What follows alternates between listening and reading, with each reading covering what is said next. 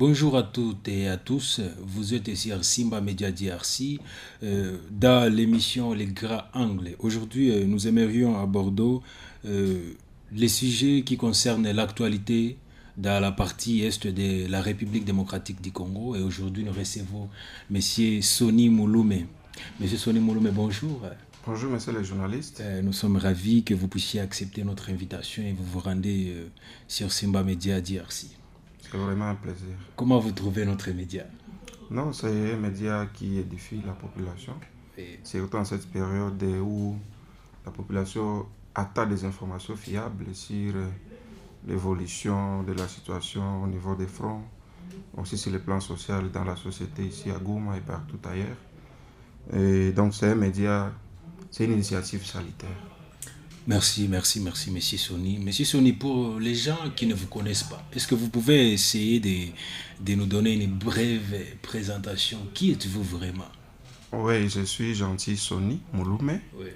Je suis une figure très bien connue dans la ville de Goma comme activiste pro-démocratie et une icône aussi de la lucha parce que je suis parmi les figures emblématiques de ce mouvement citoyen, les tout premiers d'ailleurs en République démocratique du Congo, Oui. qui est né ici à Goma depuis 2012 et nous avons été parmi les tout premiers à avoir inscrit l'histoire de ce mouvement dans cette république.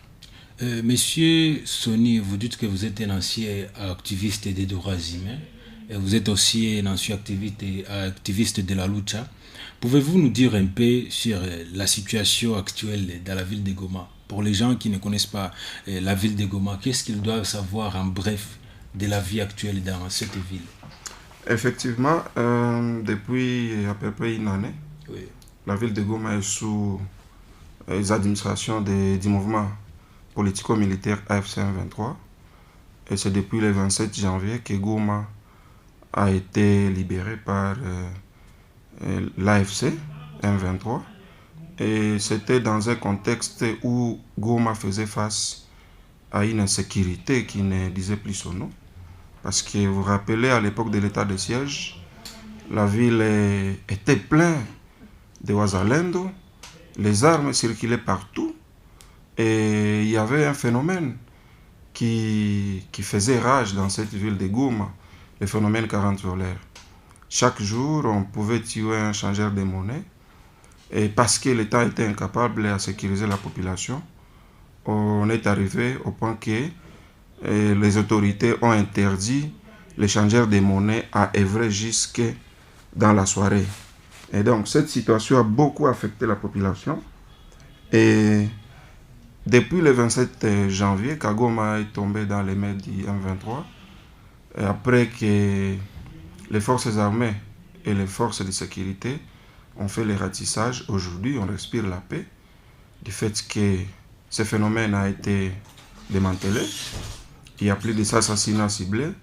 Les changeurs de monnaie vaquent librement leurs activités pendant les heures, des heures où ils sont autorisés à travailler. Et aujourd'hui, le phénomène 40 solaire n'existe plus.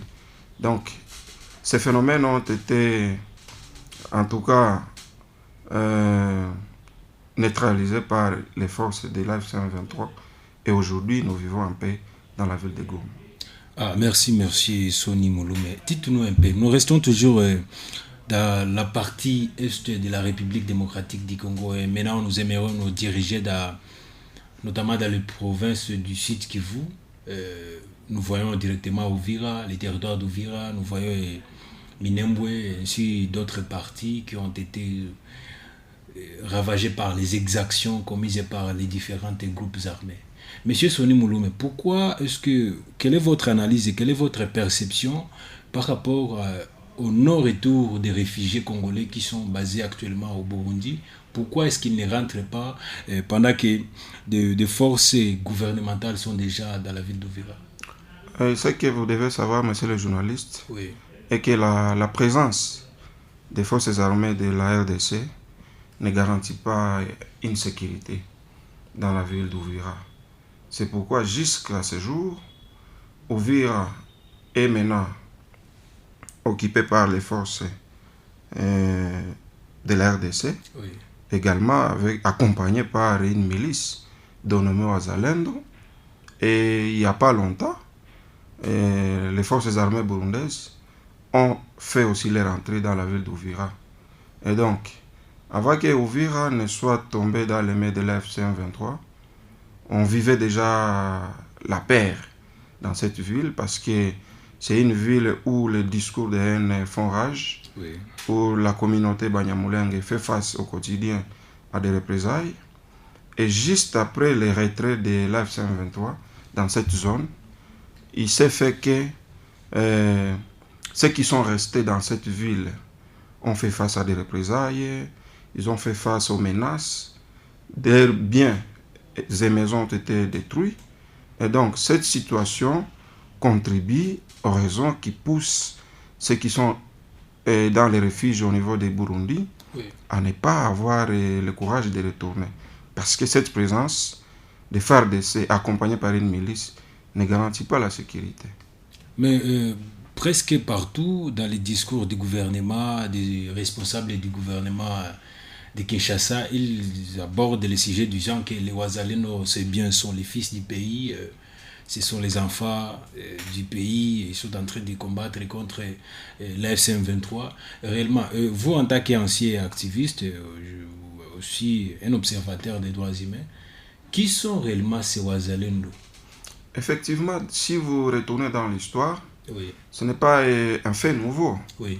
Les Ouazalendo ont existé avec une autre dénomination, souvent connue ici chez nous comme les Maïmaï. Ah Et bon? donc, c'est une milice. Oui. Parce qu'au vrai sens du terme, les Ouazalendo, un mot swahili, signifie patriote. Mais ces gens-là se sont transformés en Ouazalendo, mais ils ne sont pas les vrais. Parce qu'un vrai patriote, un vrai Mouzalendo, ne peut pas s'en prendre à la population qu'il est censé protéger. Parce qu'il s'appelle une force d'autodéfense. Et pourtant, c'est une force qui a été dotée des armes, dotée de munitions et des moyens par le gouvernement congolais sous le règne de Tshisekedi et uniquement dans l'objectif de faire la chasse à l'homme contre la communauté rwandophone. Et donc, c'est ce que nous avons déploré, même avant que l'M23 n'arrive ici à Goma et Bukavu et partout ailleurs. Oui. Nous déplorions cette situation parce que nous avons trouvé que cette milice a été armée pour attenter à la sécurité de ceux-là qu'on traite de traîtres, des gens manipulés par le Rwanda. Et pourtant, ils sont congolais au même titre que les autres. Nous avons vu à l'époque de l'état de siège plusieurs membres de la communauté Tutsi et Banyamulenge se faire agresser dans cette ville de Goma, à Bukavu également, à Uvira, et même certains éléments des services de l'ordre, des policiers qui sont ici de cette communauté, ont été attaqués, brûlés vifs, et leurs chairs ont été mangées à Mugunga, là, auprès des camps de déplacés, et nous avons déploré ça. Et donc, pour nous, ces Ouazalendo ne sont pas véritablement des patriotes, mais ils sont instrumentalisés par les politiciens, ils sont armés par les politiciens pour défendre des causes politiques que des causes citoyennes. Et si nous rentrons toujours dans l'actualité, plusieurs rapports sont sortis, notamment de la CRDH, Diaspora Plurielle, Igikondo, plusieurs vraiment organisations ont écrit des rapports sur la prise en otage des réfugiés congolais au Burundi. Exactement, il y a le consortium CRDH et consorts, Oui, dont oui, Diaspora Plus, qui ont produit un rapport, oui. mais toutefois ce n'est pas le premier rapport parce que vous rappellerez qu'il y a à peu près un mois, un rapport avait été publié sur les exactions qu'ont connu la population de Zibira, Kamanyola, Oui, Kamanyola. Walungu, vers également Uvira, territoire Uvira-Ville, et partout ailleurs là au sud Kivu. C'est un rapport qui avait été produit également par Dignité Humaine Organisation. Et à l'issue de ces rapports, il y a le rapport qui est suivi, celle des CRDH et consorts. Et donc, ces rapports ont documenté les faits liés aux exactions, aux viols, aux violences sexuelles, aux tueries, aux menaces et agressions qu'ont connu la population de ces zones dont je venais de citer récemment ici. Et donc, ces rapports font état de plusieurs personnes blessées, dont à peu près plus de 195 qui ont été tuées au niveau de Walungu, Kamanyola, jusqu'à Uvira, même Sangue. Et donc, c'est un rapport qui trace des faits réels, vérifiables exactement, parce que même nous avons des gens sur terrain là-bas qui ont plusieurs fois enquêté sur cette situation et des faits sont avérés. Quelles sont les vraies causes maintenant? Quelles sont les vraies causes principales qui ont poussé à leur fuite ou bien à leur non-retour aujourd'hui dans la ville d'Uvira? Aujourd'hui, si le retour n'est pas d'abord, il y a un aspect politique, économique également. Oui. Parce que le Burundi en soi utilise ces phénomènes, utilise la présence des réfugiés congolais au Burundi comme un business. Oui. C'est d'abord un business pour le Burundi, c'est un acquis pour eux. Ils ne peuvent pas vouloir que ces populations retournent dans leur milieu d'origine. Parce que pour eux, cette présence leur permettra de gagner des assistances de l'Union européenne, des organisations humanitaires, des financements, exactement. Mais quand vous voyez en réalité, cette population ne bénéficie à rien de ces assistances. Vous vous rappellerez, il n'y a pas longtemps, moins d'un mois, d'ailleurs je crois 2 semaines, la ministre des Affaires humanitaires et sociales, F. Bazaïba, a été au Burundi, avec une grande délégation, avec autant de fonds, mais le lendemain, la population a quitté les camps parce que cette assistance n'a pas été visible. C'est-à-dire, cette situation est une opportunité également pour les pouvoirs en place, également pour le Burundi, pour se taper de l'argent sur la souffrance de la population qui est prise en otage au Burundi. Mais également, la deuxième raison, c'est que la population craigne les exactions. Parce que dans l'histoire de ce pays, à chaque fois qu'il y a retrait des troupes de la rébellion, par exemple, à l'époque des RCD, CNDP, et jusqu'aujourd'hui les M23, à chaque fois que les troupes de la rébellion se retirent, ça donne un terrain libre aux exactions, au règlement des comptes, contre les communautés soupçonnées d'être collaborateurs du Rwanda, et là je parle de Banyamulenge et de Tutsi, qui sont ciblés par des gens qui se disent être des Congolais plus que les autres, plus patriotes que les autres. Ils considèrent cette communauté comme des traîtres qui sont au service du Rwanda. Oui. Et donc cette population aujourd'hui qui craint les retours, c'est parce que après d'ailleurs le retrait du M23, ceux qui sont restés ont été victimes de plusieurs attaques. Cela a donné raison à ce que ceux qui sont dans les refuges de prendre des précautions de ne pas retourner aujourd'hui parce que les FARDC se sont accompagnés d'une milice, Wazalendo, et ces FARDC sont incapables de maîtriser ces jeunes parce qu'ils sont incontrôlés, ils sont plus des ramassis de la société. Certains ont été des Chegues, des Kuluna, des gens qui ont commis des bavures dans la société. Parmi eux, il y a des voleurs, des mains armées, et ce genre de personnes, les traiter de patriotes, ce serait abusif. Maintenant, quelles sont les vraies principales causes qui ont poussé à ce que la plupart de cette population puisse quitter Uvira? Cette population a quitté Uvira, cela revient toujours dans l'histoire que je viens de vous raconter. Oui. À chaque fois que la rébellion se retire. Non, là je suis en train de parler aux raisons qui ont poussé à ce que ces gens décident d'aller au Burundi. Parce que est-ce que ce sont les exactions commises par les Wazalendo et FARDC, ainsi de suite? Est-ce qu'ils ont eu peur de la présence de l'AFC-M23? Effectivement, si vous vous rappelez bien, oui. Les mouvements de déplacement de la population ne datent pas de l'entrée de l'AFC-M23 au niveau d'Uvira. Oui. Ces déplacés qui sont au Burundi, ils sont partis bien avant même l'entrée de l'AFC au Burundi, en Uvira, Oui. disons. Et donc, cela a été dit à ce climat de terreur que la population vit dans cette ville d'Uvira. Pendant l'époque où le gouvernement contrôlait la zone, la population banyamulenge faisait face à la chasse à l'homme. Et cette situation les a poussés à se réfugier vers Uvira. Et en étant en Uvira, le Burundi les prend aussi en otage pour qu'ils ne retournent pas chez eux. Même lorsque l'AFC est entré à Uvira, cette population voulait retourner à tout prix. Ils ont même manifesté au niveau du Burundi, mais le gouvernement burundais les a bloqués la sortie. Parce qu'à cette époque-là, ils se pensaient qu'ils pouvaient être sécurisés en retournant chez eux. Oui. Maintenant, même si aujourd'hui, l'AFC 23 s'est retiré d'Uvira, cette population ne sait pas comment retourner également parce que la présence de Wazalendo Constitue aussi une grande menace pour la sécurité de cette population. Et donc, les refuges au niveau du Burundi n'est pas dit à la présence jadis de l'AFC au Burundi, mais c'était dit à cette situation d'insécurité, de menaces, des attaques, des chasses à l'homme contre cette communauté.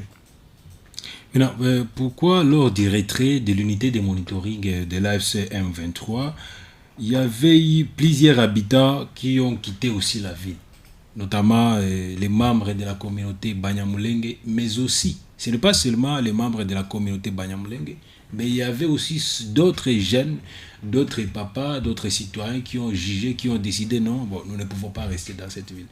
Qu'est-ce qu'ils ont eu vraiment peur? Ils ont eu peur justement aux exactions. Oui. Ils ont eu peur au règlement des comptes. Parce que... Vous voulez dire qu'ils avaient des conflits avec les Wazalendo? Ils n'ont pas de conflits, mais nous savons comment nos forces armées, nous savons comment ces jeunes Wazalendo se comportent. Oui. Ces jeunes gens considèrent plusieurs personnes qui restent dans la zone lorsque la rébellion conquit une zone quelconque, une ville quelconque. Tous ceux qui restent sont soupçonnés d'être des mèches avec la rébellion.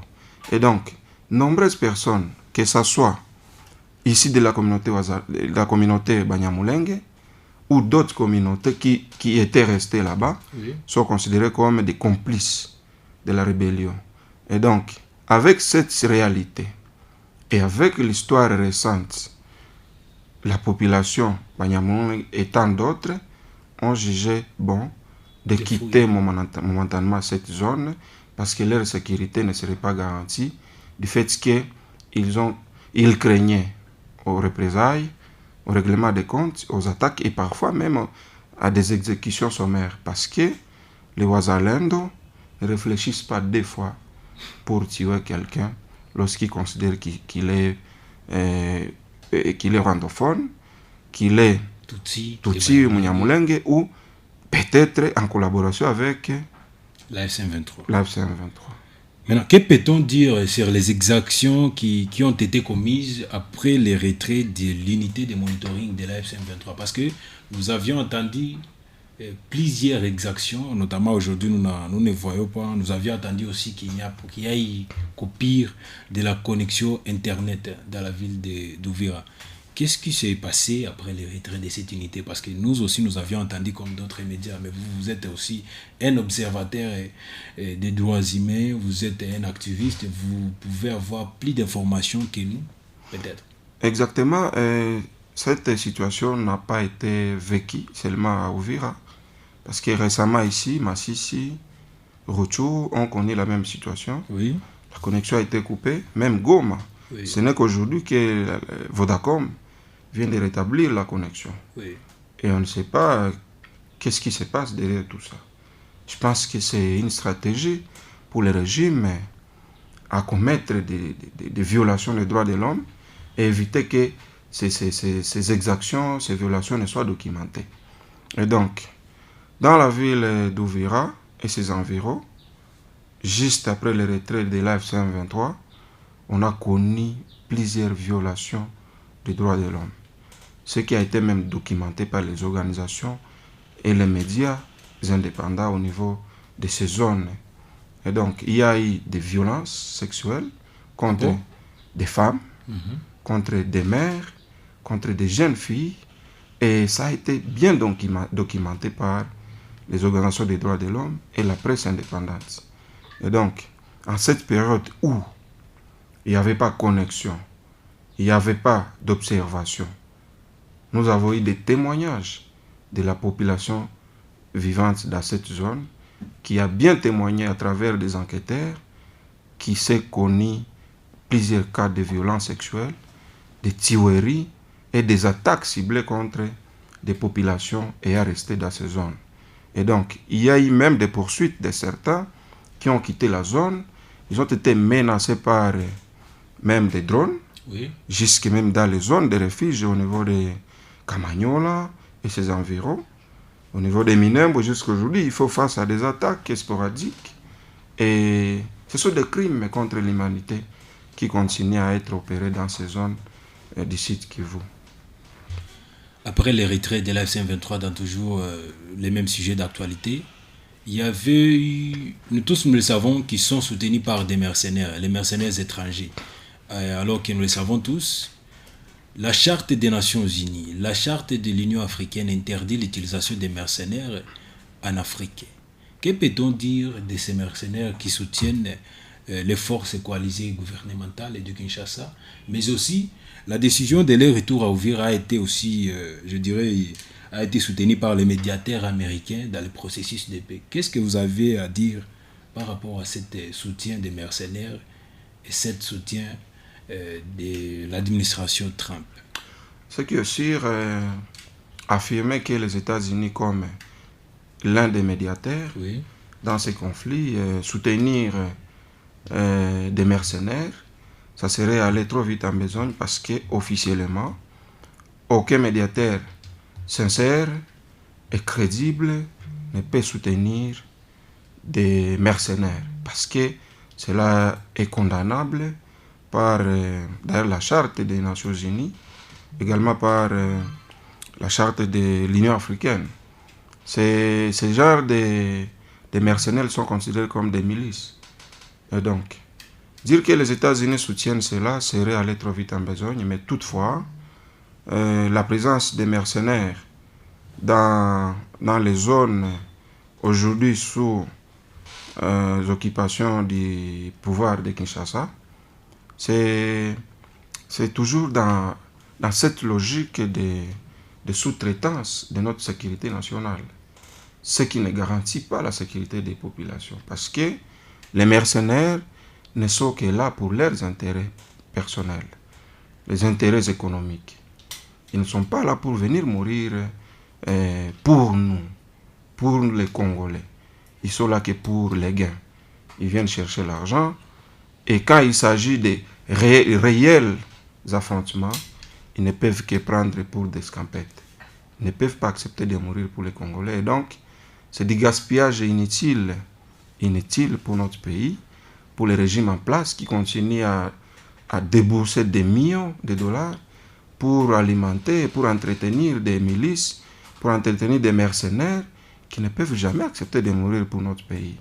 Nous ne pouvons que défendre notre pays à travers nos forces loyalistes et non entretenir des milices et des mercenaires. Et donc, cette présence des mercenaires, que ce soit à Kalemi, que ce soit à Kisangani, à Uvira également, c'est une présence d'ailleurs qui est contestée, qui est contestable, qui est illégale, parce que ces milices, ces mercenaires ne viennent que bouffer le budget de notre pays sans avoir des réels bilans sur le terrain. Et donc, nous, à notre niveau, comme défenseurs des droits humains, comme citoyens avertis, nous ne pouvons jamais soutenir ce genre d'initiative d'entretenir des mercenaires parce que dans le passé, vous avez vécu l'histoire d'ici à Goma où les mercenaires ont été vaincus par les forces de l'ARC, les forces de l'AFC-M23 et donc l'ARC,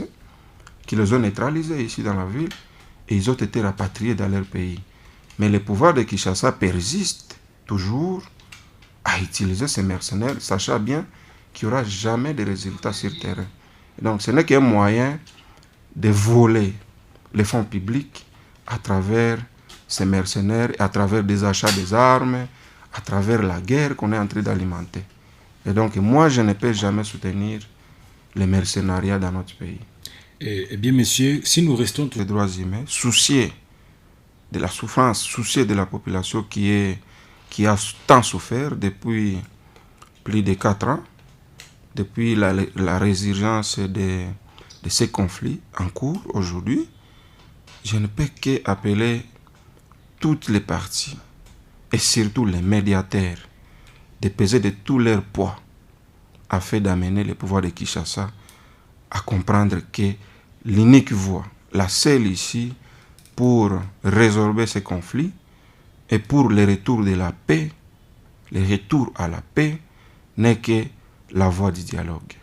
Et donc, j'en appelle à tous les médiateurs, les États-Unis, le Qatar, l'Union africaine, également les mécanismes régionaux, dont la SADC, l'EAC et consorts, à peser de tout leur poids pour amener Tshisekedi à la raison. Parce que cette guerre aujourd'hui est utilisée comme du business. Nous savons combien le pouvoir de Kinshasa vole au quotidien à travers cette guerre. Soit en disant effort de guerre, on déploie plusieurs fonds dans l'achat des armes, dans l'achat des drones, des artilleries lourdes.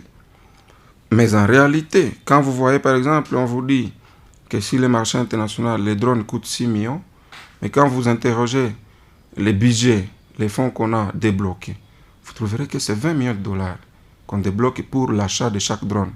Et donc, 14 millions sont détournés à chaque achat d'un drone à Kinshasa. Et donc, cette guerre est utilisée comme du business.